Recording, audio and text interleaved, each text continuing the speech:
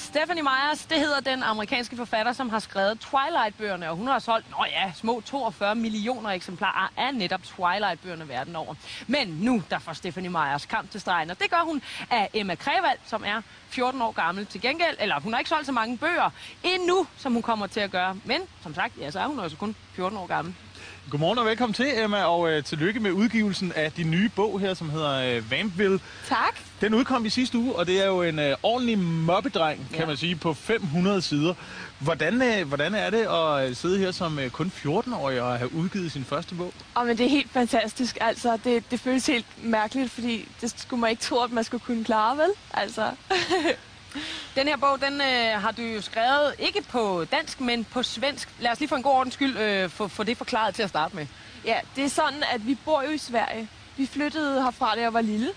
Og jeg har så følt, fordi at jeg er gået i skole i Sverige, så er det bare funket bedre for mig at skrive på svensk. Men egentlig havde jeg ville skrive på dansk, hvis jeg havde haft chancen for det.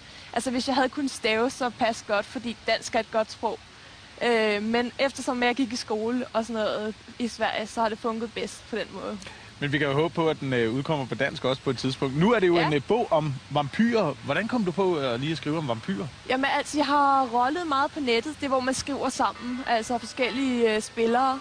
Og der har vi ligesom lavet sådan nogle historier og sådan noget. Og pludselig kom den her Twilight-trenden. Og jeg var ligesom ikke rigtig med på det, fordi jeg tænkte, det var sådan nogle gamle mænd i gamle slotte, ikke? Men så startede de andre, og så tænkte jeg må også læse dem. Og så blev jeg helt vild med det her Twilight. Og så begyndte jeg at rolle det, og så pludselig begyndte jeg ligesom at kunne lide de her vampyrer, fordi der var noget specielt med dem ligesom.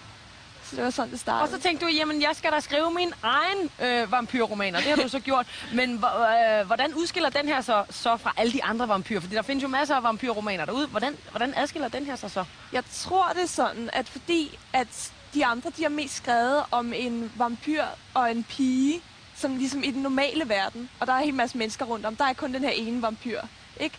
Men min er mere en verden fuld af vampyrer. Det er ligesom ikke mennesker særlig meget. Der er Scarlet, hun er menneske fra starten af. Men ellers er der kun vampyrer. Det er den her verden, det ligesom handler om. Så jeg tror, det adskiller sig på den måde. Men det er jo ret vildt, at du kun er 14 år, og så allerede nu har skrevet sådan en hel roman. Jeg kan da huske, da jeg var 14 år, der tænkte jeg mest på at klatre i træer og falde ned og slå mig. Og det var ligesom det, der var i mit hoved. Hvordan fik du ideen til, at du lige pludselig ville skrive en roman? Jeg har altid elsket at skrive. Altså, og specielt det her med at rolle på det her internetdims der. Det har ligesom fået mig til at, jeg elsker ligesom at skrive, ikke? Og det var der, det startede, fordi at jeg har altid selv ville skrive en bog, men jeg troede ikke, det var muligt. Det var bare, pludselig fik jeg den her idé, og så begyndte jeg at skrive det op, og så blev det ligesom mere og mere, ligesom, og så kunne jeg ikke lade være. Så du sad simpelthen bare derhjemme, og så begyndte du lige pludselig, eller var der sådan en speciel, hvor du tænker, det var lige præcis der, det startede? Det var faktisk bare, det begyndte bare. Altså, det var bare den her idé, der kom i mit hoved. Og så pludselig ville jeg bare se, hvad der ligesom skete med den, om den kunne udvikle sig ligesom. Og hvad gør man så rent praktisk, når nu ideen den opstår i ens hoved? Hvordan kommer man så videre og får omformet den til en roman? Jamen, jeg skrev på en whiteboard-tavle, og jeg fik ligesom skrevet. Jeg skrev ikke hele bogen ned på den her whiteboard-tavle. Jeg skrev sammenfatningen, altså hvordan det skulle, hvad det skulle handle om. Selve plottet. Lige præcis. Ja. Så jeg vidste, hvad jeg skulle gå efter. Og det var ligesom derfra, det var ligesom på den måde, som jeg fik startet det, kan man sige. Uden det ville det aldrig have gået, ligesom. Men Emma, som sagt, du er 14 år, ikke? Du går i skole. Men du har også skrevet den her. Det tager jo altså ikke bare lige en halv eftermiddag at skrive sådan en her. Jeg går ud fra, at det kræver meget selvdisciplin, eller hvordan? Ret meget. Det tog meget tid. Altså, det er ikke altid, at man har så meget tid, som man behøver, men jeg skrev meget på sommerferien, og efter det, så blev det lidt sværere, fordi skolen begyndte. Jeg vil gerne have gode karakterer, og så skrev jeg tidlig morgen, inden jeg gik i skole. Jeg skrev på rester. Nu er jeg lidt forsvensket, men hvad hedder det? Frikvartererne. Frikvartererne. Ja. Også de korte på bare 10 minutter, ved jeg, du sad og skrev i. Det var bare op med computeren, og så hurtigt som muligt bare skrive 2 meninger. Eller sådan, så jeg kunne komme nogle steder. Om aftenen, der sad jeg også meget sent, og det gik ikke altid rundt, ligesom, fordi om morgenen, så var man træt og sådan noget. Men Og det fører jo også gode ting med sig, når man nu er forfatter. Ja. Fordi i bogen, der beskriver du også et hotel i London, som du aldrig selv har været på. Men så i sidste weekend, så skete der jo rent faktisk noget. Hvad var det, der skete der? Jo, vi blev inviteret hen til The Hawkin i London. Det er et 5-stjernet hotel, som jeg har skrevet om i bogen. Vampyrerne, de er der, ikke?